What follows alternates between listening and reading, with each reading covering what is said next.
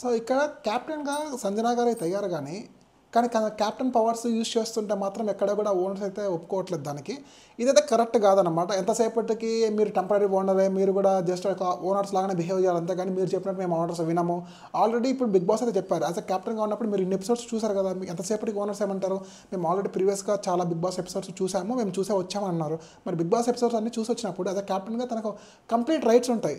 ఇప్పుడు complete rights అయితే లేవని చెప్పేసి బిగ్ బాస్ అయితే చెప్పలేదు. ఇన్ కేస్ మీరు బిగ్ బాసే చెప్పాలి అనుకున్నప్పుడు మీకు ఫుడ్ టాస్క్లు చేసుకొని వాళ్ళకి ఫుడ్ ఇవ్వాలని చెప్పేసి అయితే బిగ్ బాస్ చెప్పాలి కదా! మరి ఆ పాయింట్ కూడా బిగ్ బాస్ చెప్పలేదు. మీరు ఇప్పుడు ఆ పాయింట్ ఫాలో అవ్వనప్పుడు ఈ పాయింట్ ఎందుకు ఫాలో అవ్వట్లేదు? సరే ఈవెన్‌తో తను ఇప్పుడు ఇన్ కేస్ మిమ్మల్ని ఏదైనా కమాండ్ చేస్తుంది అనుకుందాం. కమాండ్ చేసినంత మాత్రం మీరు చేస్తున్నారా? చేయట్లేదు. తను ఏం చెప్తుంది?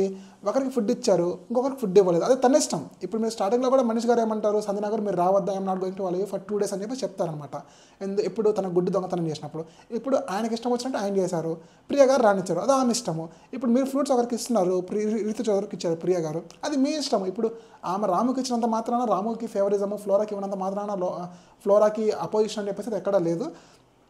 ఫ్లోరా కొంచెం తన మీద యాంగ్రీ అయిందనమాట. తన ఏదో ఒక ఫ్రీ బెడ్ అని వాడడం వల్ల అది ఆమెకు నచ్చలేదు. కానీ యాక్చువల్గా తన ఆ ఇంటెన్షన్తో అనలేదు.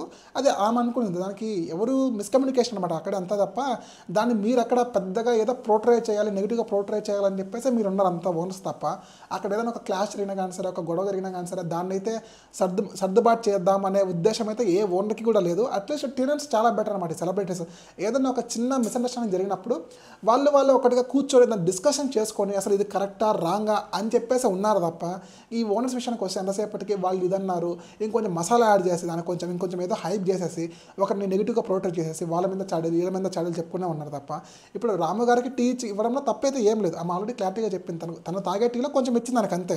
ఇక్కడ ఫ్లోరా విషయానికి వస్తే ఫ్లోరా ఆల్రెడీ ఏంది, ఇప్పుడు ఆమె కూడా తప్పు చేసింది. ఇక్కడ రాము విషయానికి వస్తే ఒక్క నెగిటివ్ కూడా లేదు. అక్కడ స్టార్టింగ్ నుంచి మనం ఎపిసోడ్ అన్నీ చూసుకుంటే, లైవ్ ఎపిసోడ్ మొత్తం కూడా చూసుకుంటే ఎక్కడ కూడా అయితే ఏం లేదన్నమాట. నెగిటివ్గా దొంగతనం చేయడం కానీ ఇవన్నీ కూడా ఏం లేవు. కానీ ఫ్లోరా గారు థమ్స్అప్లో ఆమెకు తెలిసినా కూడా సరే ఆమె ఎక్కడ స్పీక్ అవుట్ అవ్వట్లేదు. అది మీకు ఎవరికి తెలియదు. తెలియనప్పుడు మీరు మాట్లాడకూడదు.